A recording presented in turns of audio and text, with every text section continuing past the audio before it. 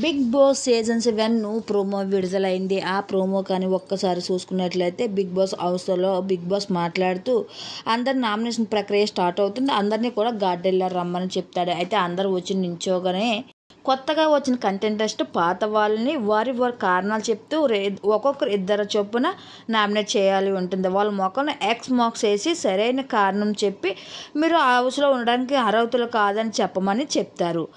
అయితే ఇక నయని వచ్చేసి కారణం చెప్తూ తేజాని నామినేషన్ చేస్తుంది.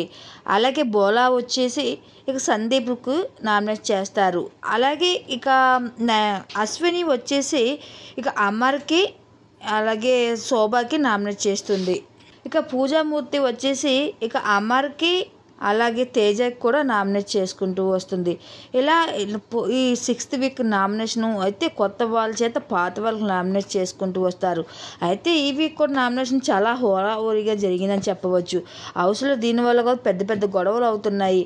అయితే ఇంకా తను పాత కంటెంటెస్ట్ కొత్త వాళ్ళు చెప్పిన కంటెంటెస్ట్ను వాళ్ళు చెప్పిన సమాధానం సరికాదు అంటూ మీరు చెప్పే రిజల్ట్ బాగోలేదు అంటూ పాత కంటెంటెస్ట్ అయితే పైరవుతూ వస్తున్నారు. ఈ విషయంలో శోభ మాత్రం అశ్వినిపై చాలా అగ్రెసివ్గా మాట్లాడింది. నా స్థానంలో నువ్వు ఉంటే కూడా ఏం చేస్తావో చూద్దాం, ఆ పరిస్థితి నీకు కూడా వస్తుంది అన్నట్టుగా మాట్లాడింది.